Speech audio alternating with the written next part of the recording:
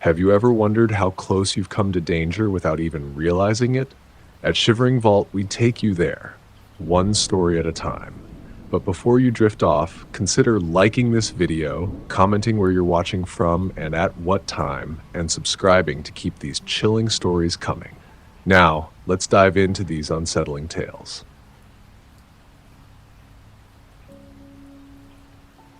I've been hiking and camping since I was a teenager. Always preferred being out there in the middle of nowhere, especially with my dog Scout. He's a 6-year-old German Shepherd, best dog I've ever had. Loyal, super smart, always alert. I'm 31 now, single, live in an apartment just outside of Houston, and work a remote IT job. It's not a bad life, but sometimes I get tired of staring at screens and hearing traffic all day.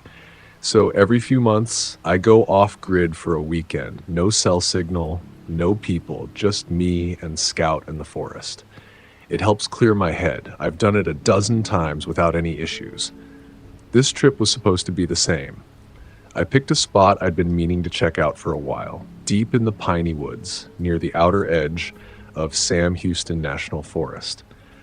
I'd read on a few backpacking forums that if you go far enough off the trail, there's this quiet little section where barely anyone goes. Dense pine trees, no cell reception, and just a few old game trails. I was in the mood for real solitude, so that sounded perfect. I left early Friday morning, stopped for gas and snacks in a little town called Cold Spring, then drove another 45 minutes down a mix of paved roads, dirt roads, and finally an old fire road that looked like it hadn't been used in a while. From there I parked, threw on my pack, and hiked in maybe 4 miles. Nothing too crazy. The forest got thicker the deeper I went. Pine needles everywhere, real soft underfoot. It smelled like sap and earth, birds chirping, wind in the trees. Peaceful. Eventually I found a spot I liked, a flat little clearing near a dry creek bed. It looked like water used to run through there during the spring, but right now it was just packed dirt and dead leaves. The spot felt tucked away, quiet. I didn't see any litter, no old fire rings, nothing that made it seem like anyone else had camped there in a long time. That's usually what I aim for. Just me and nature. I set up my tent around 5:30 p.m., just as the lights started to get that soft orange tint. The sun cuts through the pine branches in a way that makes everything glow. I had this little camp stove and made some freeze-dried chili, fed Scout, and just sat there for a while, watching the light disappear behind the trees.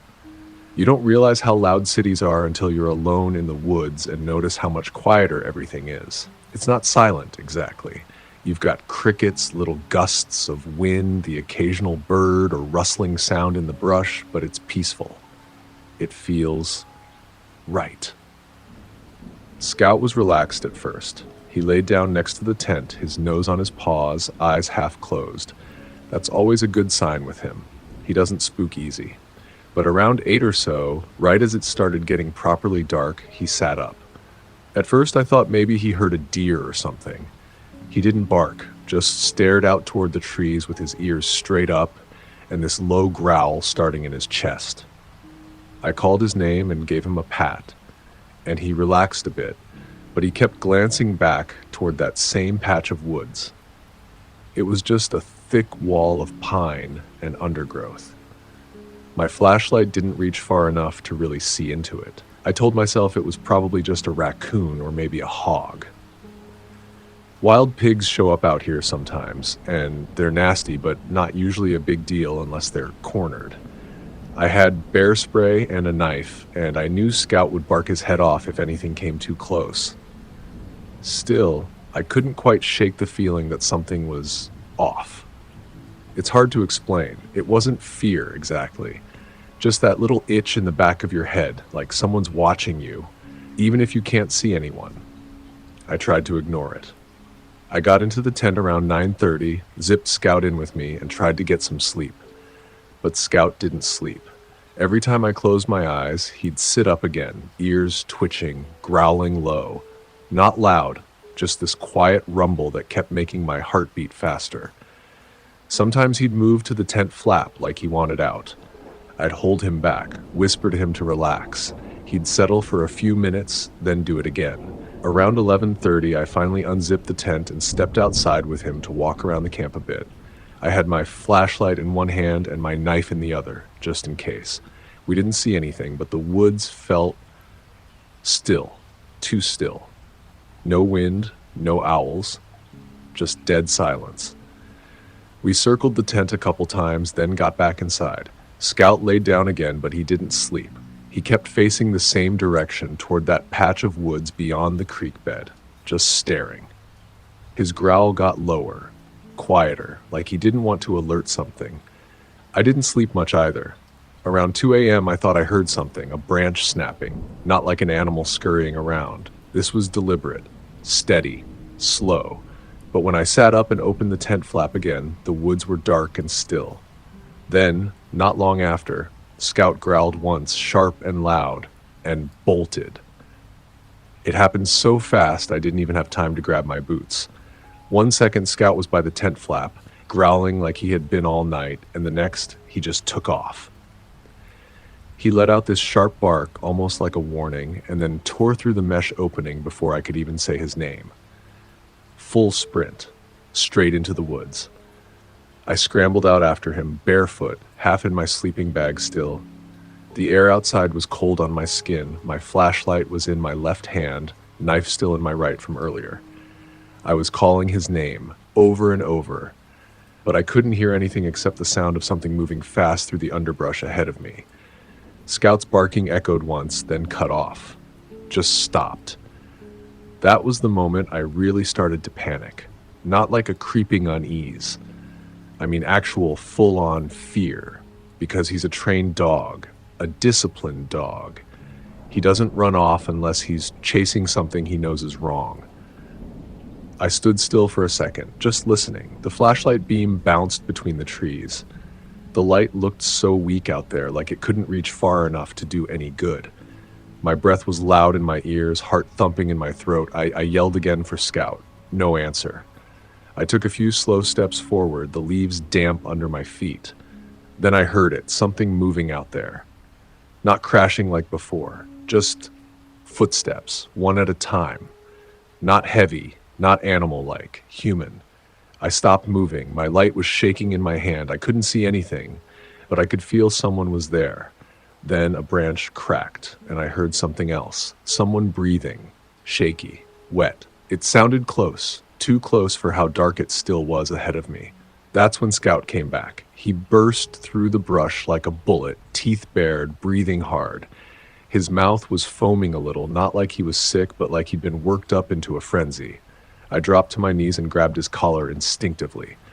He was staring into the trees, tail stiff, still growling. And that's when I saw it. Not someone, exactly. Just movement. A shape.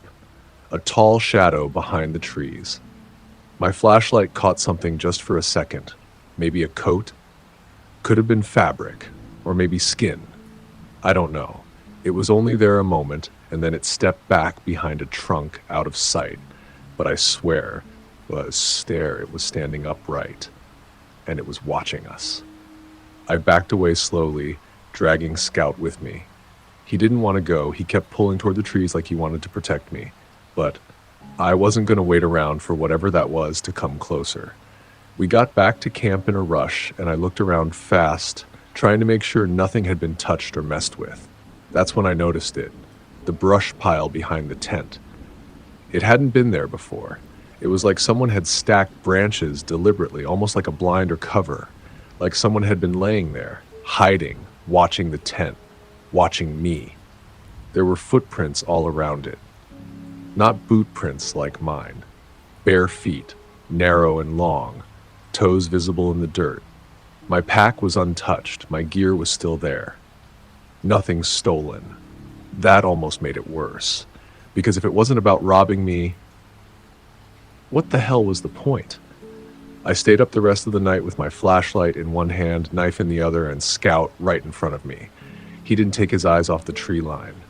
Not once. The night dragged. Every little sound made me jump, a twig snapping, the wind brushing leaves. Sometimes I thought I heard voices, low and far away like someone mumbling. But I couldn't make out anything. My brain kept trying to explain it. Maybe it was just owls or some distant campers, but I knew there wasn't anyone else out here. I'd gone far off trail. That was the whole point. Scout didn't rest until the sun came up. Neither did I. I just sat there shivering a little, heart pounding every time I thought I saw movement in the trees. But no one ever came closer. As soon as the sun cracked the horizon, I started packing. I didn't eat, didn't make coffee. I barely even zipped up my sleeping bag, just shoved it into the pack, threw the rest in on top, and kept looking over my shoulder every few seconds. Scout didn't bark anymore, but he didn't wag his tail either. He stayed close to my side the whole time, quiet, alert. Every time a branch moved in the breeze, his ears twitched like he was expecting something to come out of the woods.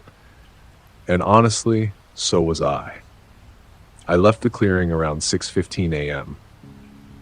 I had the bear spray clipped to my chest strap and my knife open in my hand as we walked. I didn't care how paranoid it looked. We didn't take the same way out. Something about retracing my steps just felt wrong, like whoever or whatever had been watching us might expect that. So I followed the dry creek bed for a bit, using it as a guide, and cut west through thicker trees until I hit an old game trail. It added a couple miles, but I didn't care. About halfway through the hike back, I started noticing more boot prints. Not mine. Not fresh either, just old enough to be hard to read. Some of them looked like they'd been circling around. We moved faster after that. I don't remember much of the rest of the hike. Just the constant checking over my shoulder, the tightness in my jaw, the sound of my own heartbeat. When I finally made it back to the car, I locked the doors the second we got inside. I didn't even take my pack off until we were halfway down the fire road, bouncing through potholes and brush. I didn't start breathing normal again until I saw the highway. I drove straight into town and pulled into the sheriff's station. I wasn't even sure what I was reporting at first. I just walked in and told the guy at the front desk that someone had been watching my campsite, maybe stalking me, maybe more. A deputy came out and talked to me for a while, asked questions. I could tell he didn't really know what to make of it. I told him about the brush pile behind my tent, the bare footprints, the breathing, the shape in the trees. He was polite, wrote stuff down, but I could tell he probably thought I was either overreacting or just exhausted and jumpy. Then he said something I didn't expect. "You're not the first to say that," he told me. About that area, people report weird things out there, gear going missing, feeling watched. Sometimes folks hike in and come out early like you did, say they heard voices at night, always the same patch of forest. He laughed a little after that, like it was just a weird story to pass the time, but it wasn't funny to me. He said no one's been hurt, as far as they know. No confirmed attacks, just people feeling uneasy, and most don't even report it. I asked him if they'd ever looked into it seriously, like done a sweep of that area. He shrugged. Too much ground to cover, and not enough staff. I haven't been camping since. I still take Scout on long walks, but never into the woods. Not deep, anyway. I haven't gone off-grid since that trip, and I'm not sure I ever will again.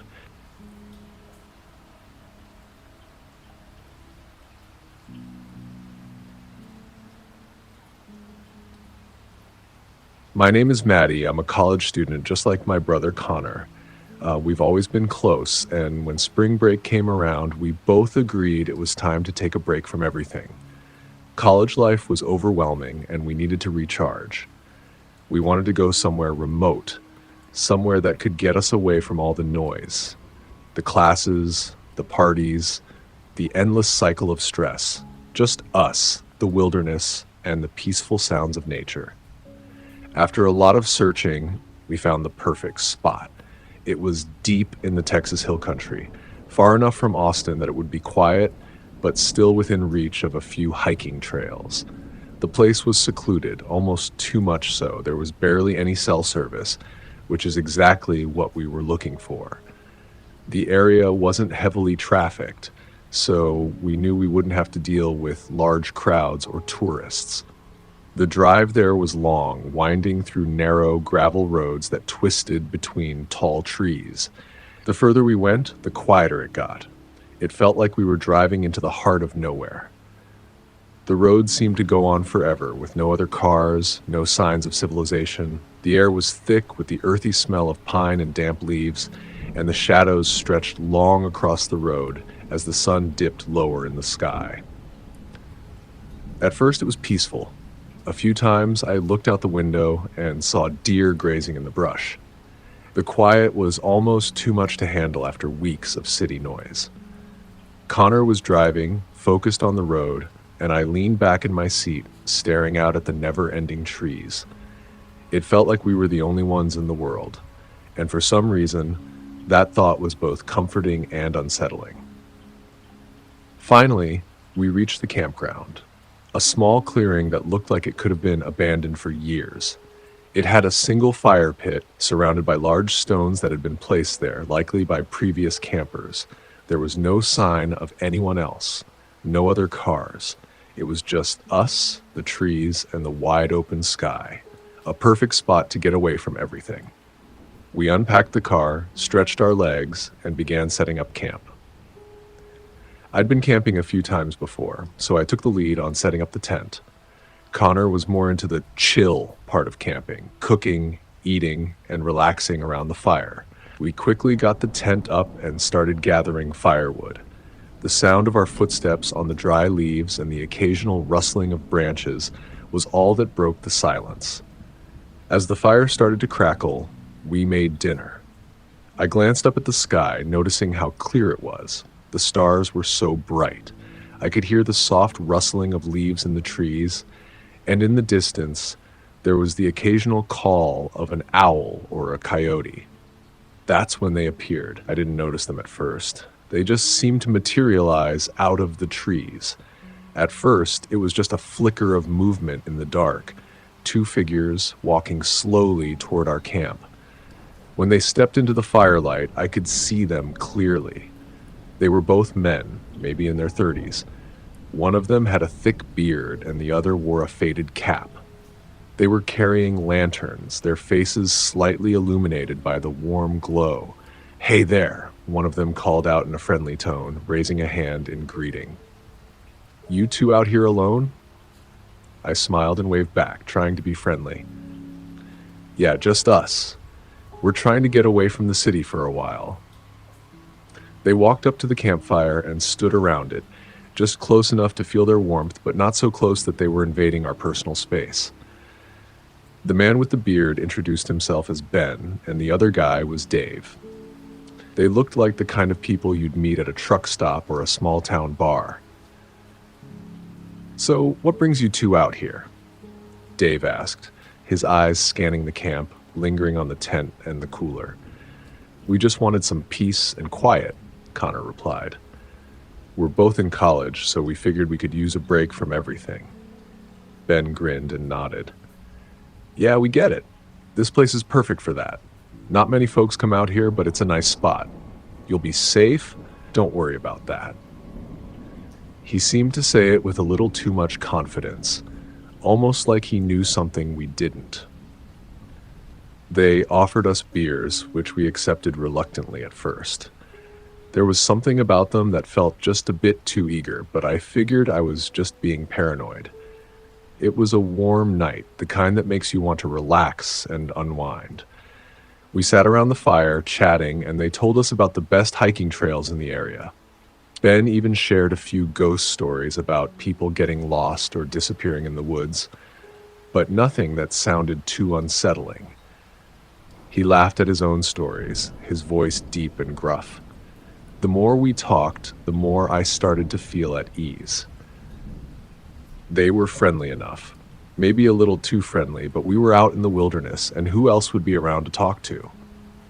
At some point, the conversation shifted, and they started talking about the local wildlife, the best spots to camp, and how they'd been coming to this area for years. As the fire burned low, we all grew quiet. It was getting late, and the air was beginning to cool. I glanced over at Connor, who was half asleep in his chair, and then at Ben and Dave, who seemed to be exchanging looks.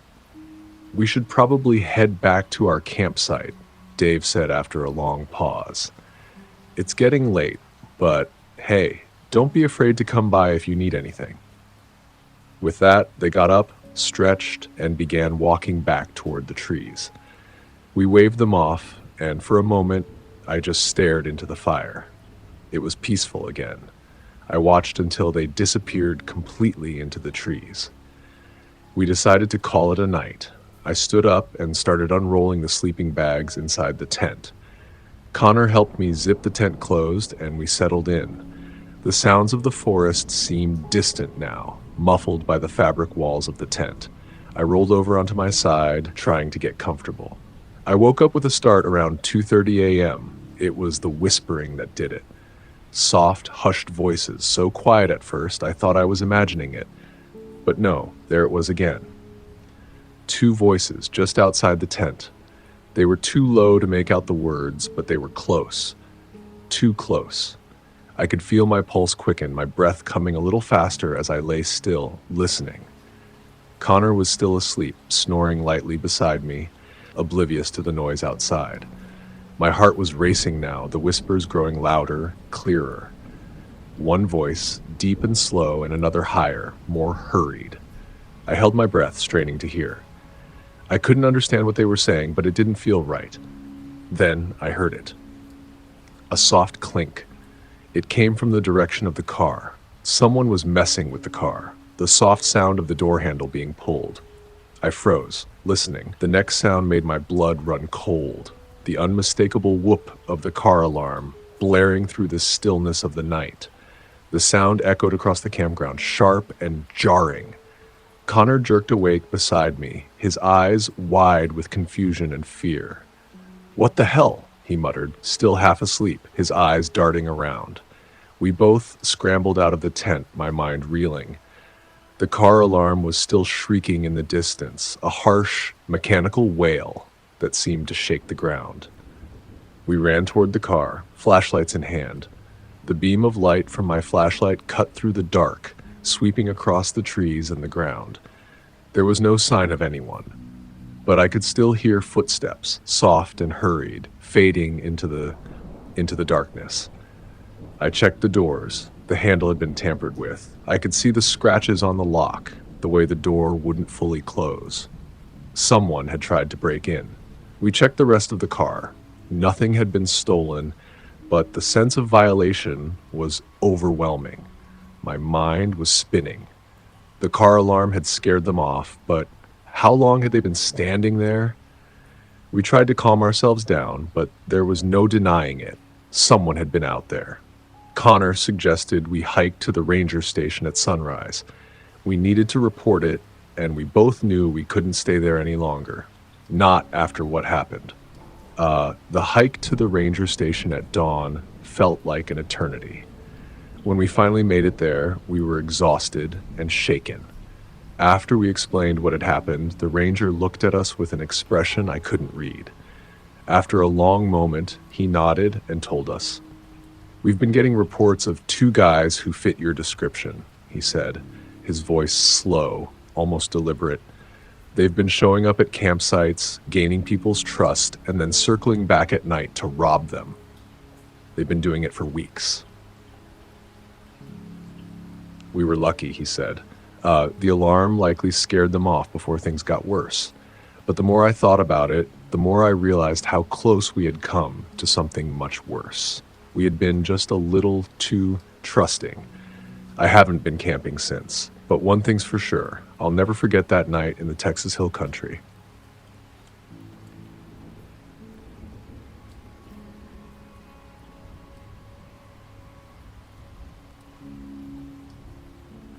This happened when I was 18, right after we graduated high school. It was me, my buddy Dylan, and our other friend Marcus. The 3 of us had been friends since like middle school, and we always used to talk about doing a camping trip somewhere cool before we all split up for college or whatever came next. Marcus was the one who brought up the spot. It was somewhere out near Tyler in East Texas, and he'd been there once with his uncle a couple years before. The area was supposed to be this old state forest with these really dense woods, hills, creeks, the real middle of nowhere vibe. The kicker was that there was this old ranger outpost a few miles off the main trail that had been shut down in like 2002 or something. Supposedly just budget cuts and nobody patrolling the area anymore.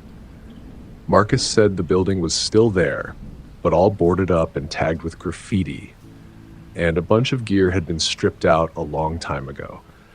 Some local hikers still use the trails nearby, but not super often. That kind of isolation sounded perfect to us.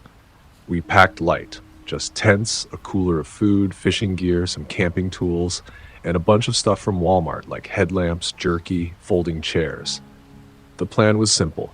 We'd park off a dirt road that led into the woods, hike about 3 miles to the river bend, Marcus remembered, set up camp, and just chill for the weekend. We got there on a Friday afternoon. It was early June, already hot as hell, and the air felt thick and wet with humidity. You know how in some forests the trees are spaced out and it feels kind of open?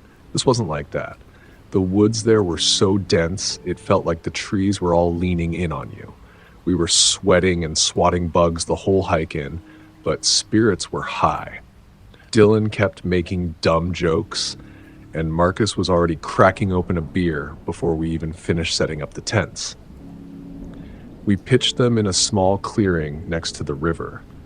Nothing fancy, just 2 small pop-up tents and a fire pit made of stacked stones someone else had probably used before. There was this thick patch of woods to the east that sloped up into a ridge, and the abandoned outpost was supposed to be somewhere in that direction. But we weren't planning on hiking up there until maybe Sunday. First night was chill. We had a fire going, cooked some hot dogs, drank a bit, told ghost stories like idiots. I remember how quiet everything got once the fire was the only thing lighting up the space around us. You could hear the frogs and insects and stuff, but there wasn't a single sound of another person anywhere. We crashed around midnight. I remember laying in my tent, listening to Dylan snore, trying to fall asleep. I must have nodded off at some point, but I woke up later. Must have been close to 2 or 3 in the morning. My bladder was killing me. Reluctantly, I got up, grabbed the small flashlight I kept near my bag, unzipped the tent as quietly as I could, and stepped out into the darkness.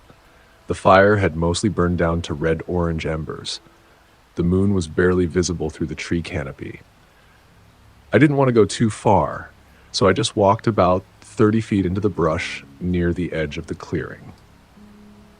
I did my business behind a tree, yawning and kind of annoyed at myself for not going before bed. I zipped up and turned to head back. I could hear the crunch of my boots as I stepped carefully through the underbrush, and then I heard something else, a soft rustle. Not mine. I clicked off my flashlight instinctively and stood still. Nothing. Then a faint sound, fabric, like someone adjusting their clothes. It came from ahead of me, near the tents. My stomach dropped. I ducked low behind a tree and peeked toward the clearing. That's when I saw him. Some guy, crouched near our camp, rummaging through our cooler. He wasn't one of us. No way. He was older, maybe late 30s or 40s. Scraggly hair, dressed in filthy oversized clothes, stained jeans, boots that looked like they barely stayed on his feet. He was hunched low, moving slow. He grabbed our flashlight first, then one of the knives from Marcus's bag. He started digging deeper into the gear, pulling out random stuff like snacks, a flare gun, a lighter. I was frozen. My brain just locked up. I couldn't believe it. Some random guy out here, in the woods. I didn't know what to do. I was shaking, crouched behind that tree, trying to stay hidden. Then I shifted my foot, just slightly. I stepped on a twig. Snap. The sound felt loud, too loud. The guy froze. Then slowly, very slowly, he turned his head. His eyes scanned the trees, and then he looked right at me. I don't know how long we locked eyes. Could have been 2 seconds, could have been 10. But I swear to you, I've never felt my stomach drop so fast in my life. He ran at me. No yelling, no warning, no threat. Just full-on sprinted at me, that knife glinting in his hand under the faint light of the fire behind him. I turned and bolted. I didn't think, didn't yell for help. I just ran. My flashlight was off, clutched useless in my hand, so everything was pitch black except little glimpses of light through the trees. I was moving fast, tripping over roots, getting whipped in the face by branches. Behind me, I could hear him crashing through the woods. Heavy boots, fast and steady. I don't know how far I ran. Maybe half a mile, a mile. It felt like forever. But finally, I saw something through the trees. Gray shapes, jagged and weird. I got closer and realized it was a cluster of rocks, huge, mossy boulders, piled together like some kind of ancient puzzle, probably from an old rock slide. There was a shallow, dry creek bed in front of them, and I guess during the rainy season it might have had water, but now it was just crunchy gravel and dead leaves. I dove between the rocks, squeezing into this narrow crevice between two of them. It was barely wide enough for my shoulders. I had to turn sideways and shuffle in until it opened up into a kind of small, dark wedge where I could crouch. The stone was cold and wet against my back. My whole body was shaking, heart hammering so loud in my ears I couldn't hear anything else. And then he was there. His boots hit the gravel like thunder. He stopped maybe 10 feet from where I was hiding. I didn't breathe, didn't move. I heard him breathing, ragged, desperate breaths. Then came the muttering. I couldn't understand it. His voice was wrong, like too dry, almost raspy, like someone who hadn't spoken out loud in days, maybe longer. And then he got quiet. For a few seconds, I couldn't hear anything. I didn't even know if he was still there. I was sweating, even though the stone around me was cold. My shirt was stuck to me, and there was this sharp rock digging into my lower back, but I didn't dare shift. Then came the sound of his hand brushing along the boulders.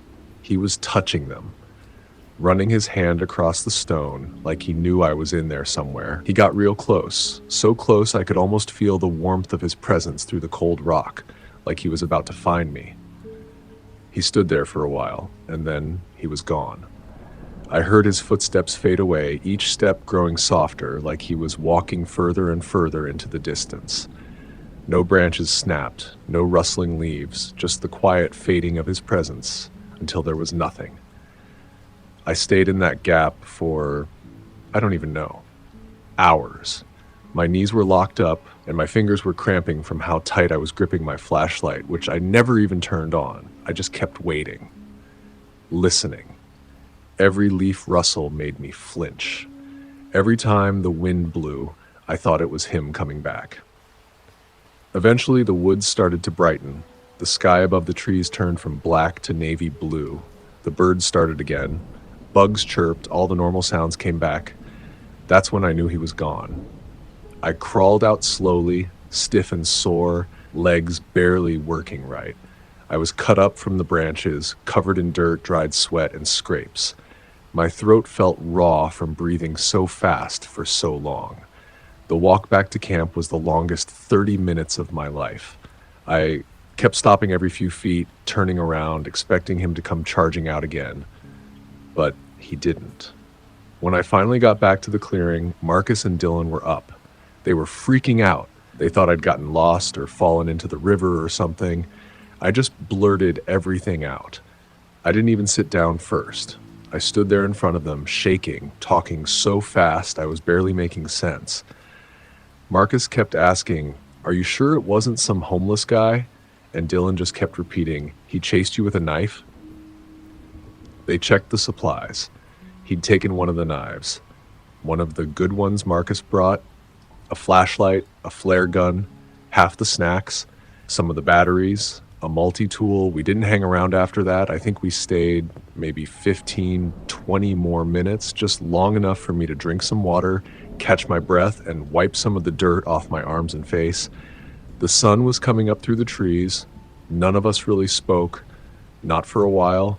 We just started packing everything up. Normally, it'd take us like an hour or so to break everything down, but we did it in maybe 20 minutes. Fast. Sloppy.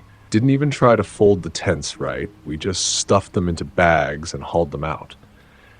We kept looking over our shoulders. Every little sound, the wind in the trees, a bird flying overhead, something rustling in the brush, made us freeze. I can't explain the kind of paranoia I felt. Like even in daylight, I wasn't safe. Like he was still watching. We got back to the car and didn't even say anything until Dylan turned the engine over. The drive to the nearest ranger station took a little over an hour. None of us had cell signal until we were at least 30 minutes out. Marcus was the one who called them, said we'd been camping in the woods near the old ranger outpost, and that a man had come into our camp at night, taken supplies, and chased one of us into the woods with a knife.